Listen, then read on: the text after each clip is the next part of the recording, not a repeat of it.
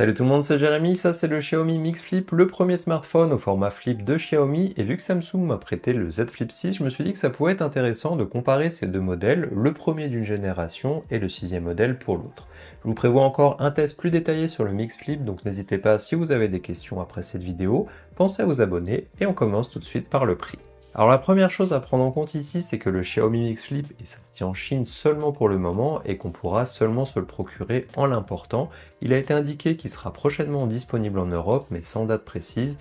D'après ce que j'ai lu, on pourrait s'attendre à un prix de 1300 €, ce qui serait plus cher que les 1200 demandés pour le Z Flip 6 dans sa version 12-256, mais ça sera à voir à ce moment-là. Pour le moment, en import sur le site Trading Shenzhen, là où je l'ai acheté, on trouve entre 947 et 1177 en fonction de la version, ce qui va de 12-256 à 16 1 Tera. A noter aussi que les deux marques font souvent beaucoup d'offres de lancement avec des réductions, des objets offerts, des offres de reprise et j'en passe, et qu'au final, le prix de lancement peut souvent être baissé. Je vous mets les liens vers les deux smartphones en description si vous voulez en savoir plus. On passe ensuite à l'unboxing car on va déjà avoir une différence entre ces deux modèles sur ce point. En effet, le Xiaomi est livré avec un chargeur de 67 watts, son câble ainsi qu'une coque de protection de la même couleur que le smartphone. Quant à lui, le Samsung est livré avec juste un câble USB vers USB-C et c'est tout. Si on regarde sur le site Samsung, une coque plus un chargeur, ça coûte à peu près 50 €, ce qui réduirait déjà l'éventuel écart de prix entre les deux modèles. Pour le design, la première chose qu'on voit sur ces deux modèles, c'est leur grand écran externe. L'écran du Xiaomi fait 4 pouces 0,1 quand celui du Samsung fait 3 pouces 4. On pourra voir ses notifications facilement, voir la météo, son calendrier, répondre à des messages, mais ici on a deux choix différents. Sur le Samsung, l'écran s'arrête au-dessus des capteurs photo, quand sur le Xiaomi, ils ont choisi de prendre toute la surface disponible et d'inclure les capteurs dedans, mais avec une petite subtilité tout de même. Si on utilise un fond d'écran animé ou si on ouvre l'appareil photo par exemple, ça englobe bien les capteurs, mais pour la plupart des autres applications, on va avoir l'application qui prend un rectangle au format 16/9 à côté des capteurs et au-dessus ou en dessous des capteurs, un plus petit widget avec la météo, une horloge, un accès rapide aux applications. Concernant les applications utilisables dessus, par défaut, on a des applications système déjà disponibles et ensuite, au fur et à mesure qu'on installe des applications sur les téléphones, certaines apparaissent dans le menu dédié pour être ajoutées sur l'écran externe. Malheureusement, si les applications n'apparaissent pas ici, on n'a pas moyen de les rajouter. J'ai eu le cas de certaines applis que j'aurais bien aimé avoir, comme Gmail, Deezer, Nuki pour ouvrir ma serrure connectée, des applications que j'aurais aimé utiliser rapidement sans devoir ouvrir mon smartphone finalement. À voir si une fois sortie globalement, plus d'applis seront supportées, car les applis citées juste avant ne sont pas vraiment utilisées en Chine, j'imagine. Sur le Samsung, ils ont choisi d'autoriser par défaut certaines applications optimisées comme Netflix, Maps, WhatsApp, YouTube. Pour les autres, il faut passer par GoodLock, une application Samsung, activer plusieurs plugins pour ensuite choisir les applications que l'on souhaite avoir. Ça prend pas très longtemps à faire, donc c'est pas un gros problème, mais il faut juste savoir que ça existe et surtout à la fin on peut mettre ce qu'on veut comme appli, ce qui est plus logique, quitte à en avoir certaines qui ne seraient pas optimisées. Il y a d'autres différences à l'usage sur ces écrans. Par exemple, sur le Xiaomi, il y a plusieurs options pour le clavier, dont un qui prend tout l'écran quand on écrit, qui sera plus agréable, même si Gboard n'est pas disponible ici. Sur le Samsung, c'est un petit peu moins agréable. Un point pratique aussi sur le Xiaomi, on peut prendre des appels directement avec l'écran fermé. On a un haut-parleur qui est présent au niveau de l'oreille pour cela. Par contre, pour regarder une vidéo YouTube dessus, même si l'écran du Xiaomi est sur le papier plus grand, quand on le pose au format chevalet, il réduit la partie vidéo à la zone hors capteur photo, ce qui est vraiment petit comparé au Samsung qui prend toute la largeur. Pour avoir quelque chose de plus large sur le Mix Flip, il faut le tourner, mais dans cette position, on ne peut plus le poser facilement ni l'incliner. Donc ça sera utile seulement si on le tient dans la main au final, ce qui est un petit peu dommage. Et même si je prévois pas de regarder énormément de vidéos sur l'écran externe, c'est pratique quand on écoute plus qu'on regarde une vidéo, de l'avoir sur ce format, posé sur son bureau ou sur une table et de regarder de temps en temps. Mais là, il faut vraiment se rapprocher pour voir quelque chose. L'écran externe du Mix Flip a un taux de rafraîchissement de 120 Hz et il est protégé par du Xiaomi Dragon Crystal Glass contre du 60 Hz sur le Samsung et du Corning Gorilla Glass Victus 2. Pour le reste du design, les deux téléphones restent très proches au niveau du cadre, mais celui du Flip 6 est mat quand celui du Xiaomi prend bien les traces de doigts. J'ai choisi un modèle en fibre de carbone sur le Xiaomi, donc ça rend forcément un petit peu différent avec cet aspect tissu. Peut-être que si j'avais pris un modèle plus classique, on aurait un aspect plus proche encore du Flip 6, et le Xiaomi est peut-être un petit peu plus arrondi en fonction des endroits. On a un petit peu l'impression d'avoir deux blocs collés ensemble une fois ouverts à cause des bords arrondis. Le Xiaomi pèse 192 grammes pour 7,6 mm d'épaisseur, quand le Samsung fait 187 grammes pour 6,9 mm. Et petit point qui peut gêner ou pas, mais le Z Flip supporte une carte SIM plus une eSIM, quand le Mix Flip supporte lui deux cartes SIM physiques. Pour les indices de protection, le Z Flip est IPX8 quand le Xiaomi n'a pas d'indice de protection. Alors je ne sais pas si c'est un manque d'envie de payer la certification pour le marché chinois ou ça importe moins, mais mieux vaudra faire attention près de l'eau au cas où. Les deux téléphones sont complètement plats quand on les ferme, par contre la charnière sur le Samsung permet aussi de le tenir dans plus de positions que le Xiaomi. Elle est plus ferme, ce qui selon ce qu'on souhaite faire est plus pratique pour avoir la position désirée. Pour les écrans internes, celui du Flip 6 fait 6 pouces 7 à un taux de rafraîchissement jusqu'à 120 Hz, LTPO et une luminosité max de 1600 nits avec une résolution de 2640 sur 1080 pixels. Le Mix Flip, lui, fait 6 pouces 86 avec un taux de rafraîchissement lui aussi de 120 Hz, LTPO et une luminosité max de 3000 nits avec une résolution de 2912 sur 1224. Les écrans sont donc assez proches, mais le Xiaomi est tout de même au-dessus en termes de résolution, de luminosité, et niveau pliure, on la voit pas vraiment sur les deux en utilisation classique, et même en inclinant le téléphone, il faut vraiment se concentrer dessus pour la voir dans les deux cas, ou la sentir au toucher. Alors c'est aussi un point encore plus positif pour Xiaomi, étant donné que c'est leur premier modèle de la sorte. Pour les processeurs, ils sont tous deux équipés du Snapdragon 8 Gen 3 et de chambre à vapeur pour le refroidissement. À l'utilisation quotidienne, les deux téléphones sont fluides sur l'écran externe et interne.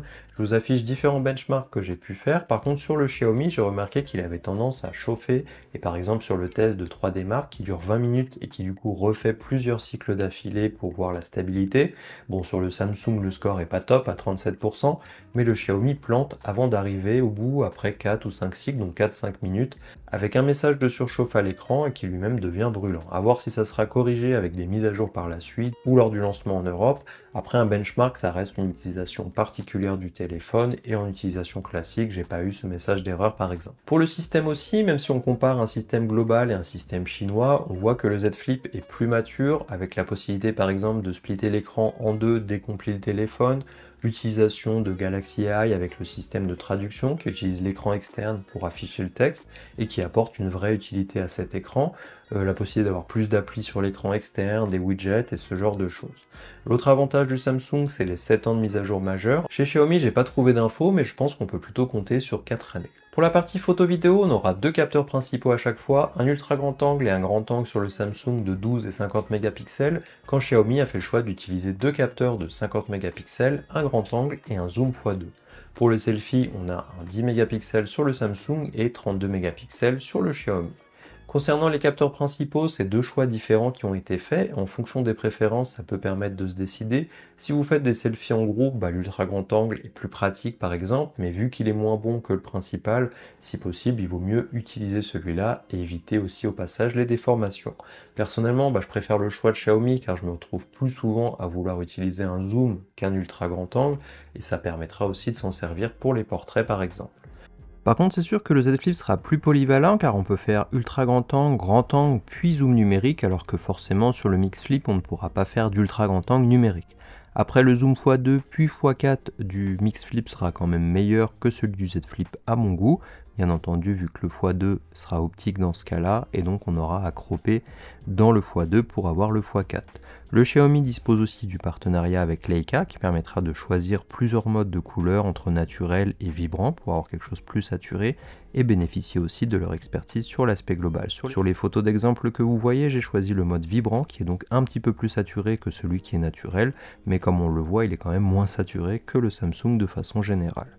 Dans mon cas, je préfère ce rendu sur le Mix Flip qui me semble plus naturel au niveau des couleurs, quand par exemple le Samsung sera un petit peu trop saturé pour moi, ou par exemple quand il fait sombre, les ombres sont plus éclaircies qu'en réalité sur le Samsung, et je trouve que ça perd en réalisme et ça coupe un petit peu ce côté artistique sur les photos par exemple, où on veut que effectivement les zones sombres restent sombres.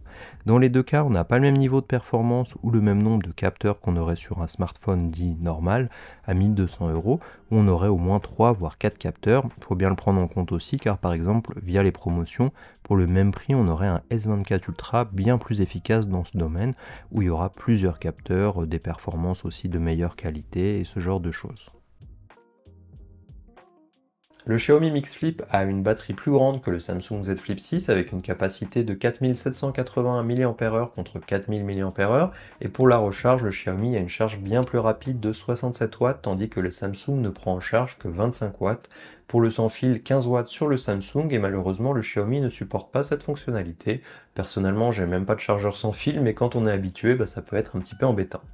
Pour comparer l'autonomie de façon précise, j'ai utilisé l'application PCMark sur chacun des téléphones. Je voulais l'utiliser une fois avec le téléphone ouvert et une fois avec le téléphone fermé, ce que j'ai pu faire sur le Samsung, mais pas sur le Xiaomi car j'avais pas la possibilité d'ajouter l'application sur l'écran externe malheureusement.